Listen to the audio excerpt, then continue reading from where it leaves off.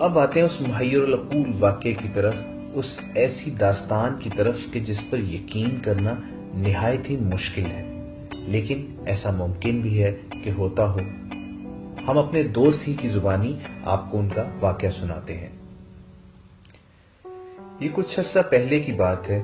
میری گاڑی کا ٹائر پنکچر ہو گیا تو میں راستے میں آنے والی ٹائر ورک شاپ پر رک گیا۔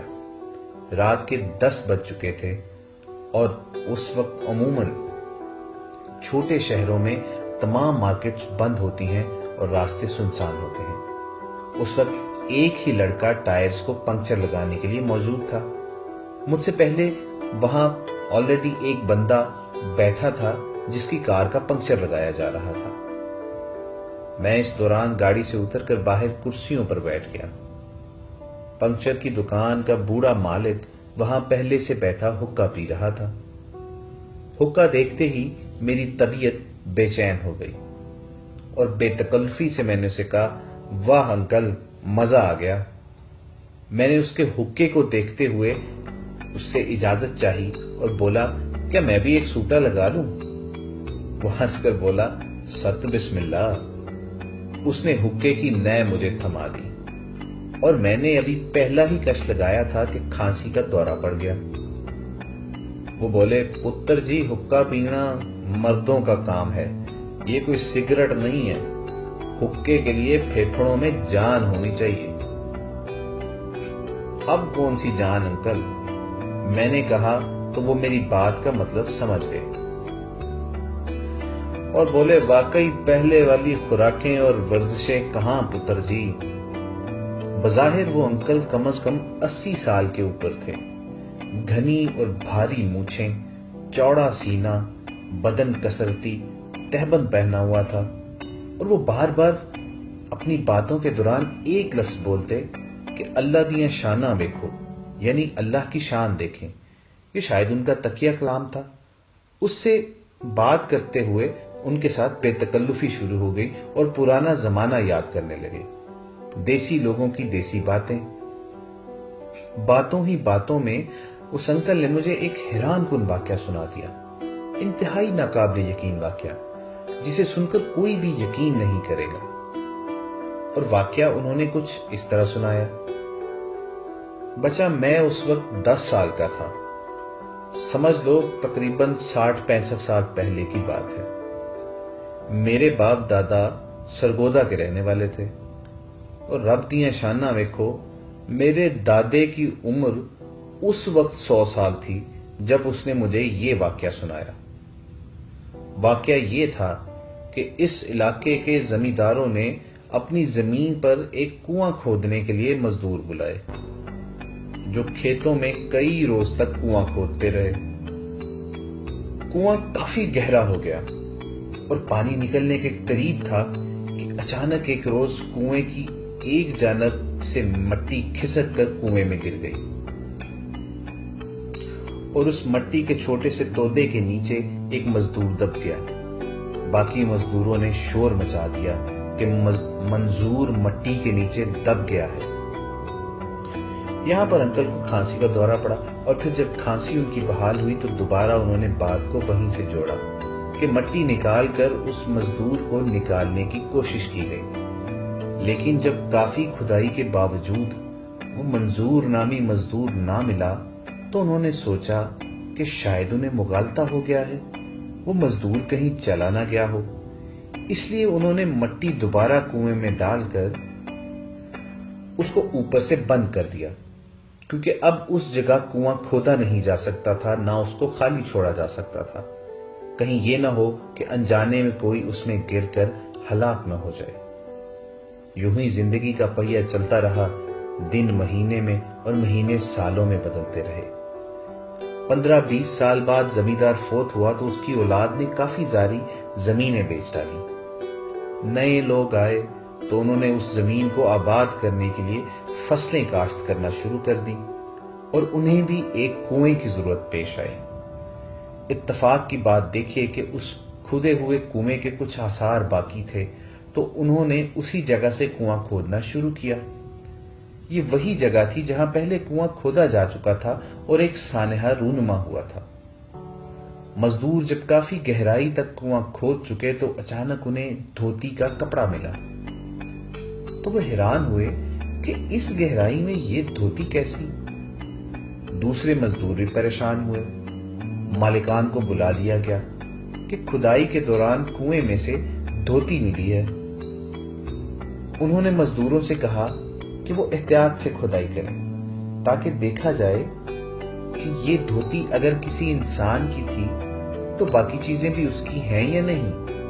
ان کے خیال میں شاید یہاں کبھی کوئی ڈیڈ باڈی دفنائی گئی ہو۔ اس وقت تک کسی کے علم میں نہیں تھا کہ اس جگہ پر کبھی پہلے کنواں کھود کر بند کیا جا چکا ہے۔ خیر، مزدوروں نے ہاتھوں سے اور بیلچوں سے انتہائی احتیاط سے کھدائی جاری رکھی تو کنویں کی ایک جانب ایک چھوٹی سی کھوہ نمودار ہوئی جس میں کوئی انسان لیٹا ہوا تھا۔ ان کی چیخیں نکل گئیں کیونکہ وہ انسان بظاہر زندہ تھا۔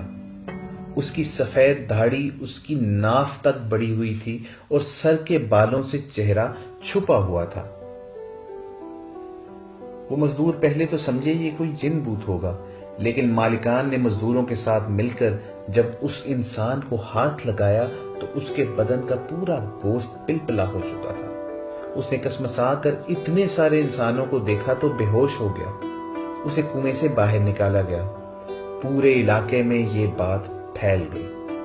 کسی سیانے نے انہیں مشورہ دیا کہ اس شخص کو روئی میں لپیٹ دیں کیونکہ اس انسان سے ہوا اور موسم کی سختی برداشت نہیں ہوگی، کیونکہ یہ نہ جانے کب سے وہاں پڑا تھا۔ اس کو 10 دن تک انتہائی نگہداشت میں رکھا گیا۔ روئی پر دودھ لگا کر اس کو پلایا جاتا رہا۔ 10 دن بعد جب وہ انسان کافی ہوش میں آ گیا تو اس نے انکشاف کیا کہ اس جگہ کنواں کھودتے ہوئے مٹی کے تلے دب گیا تھا۔ پرانے لوگوں سے جب پوچھا گیا تو ان میں سے ایک مزدور ایسا مل گیا جو اس وقت حادثے کے وقت وہاں موجود تھا۔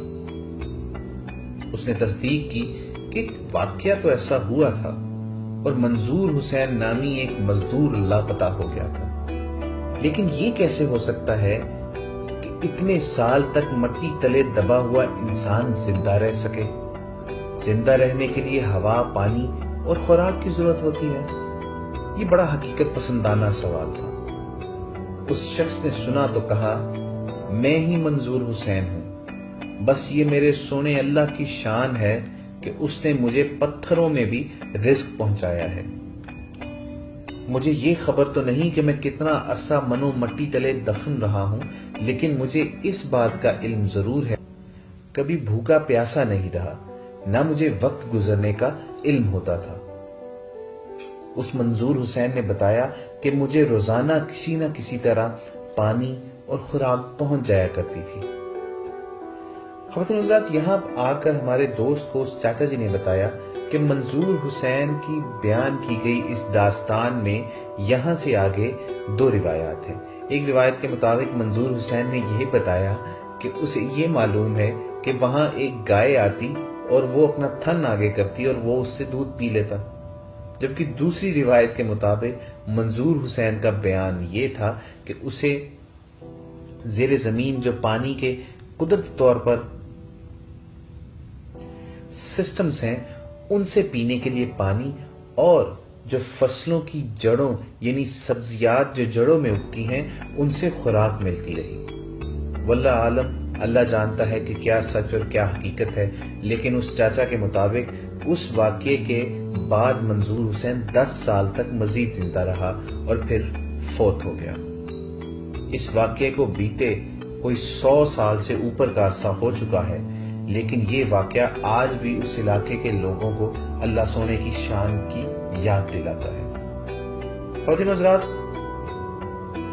ہمیں یہ علم تو نہیں کہ اس واقعے میں کتنی حقیقت ہے اور کتنا مبالغے کا عنصر شامل ہے، مگر اللہ تعالیٰ کی شان یقیناً اس سے بھی بڑی ہے، کیونکہ قرآن کریم میں ہمیں اصحاب کہف کا واقعہ ملتا ہے۔ اس میں وہ اللہ کے قرب کے متلاشی لوگ کئی 100 سال تک غار میں نیند میں پڑے رہے اور ان تک خوراک کا انتظام ہوتا رہا۔ ان کو اللہ تعالیٰ نے خوراک کھانے پینے سے بے نیاز کر دیا اور آنے والے زمانے کے لیے لوگوں کے لیے سبق کے طور پر زندہ رکھا۔ باقی یہ تو اللہ تعالیٰ ہی جانتا ہے کہ منظور حسین کے اس واقعے میں کتنی صداقت ہے اور کتنی صرف اور صرف مبالغہ ہے۔ دوستو ہمیں کمنٹ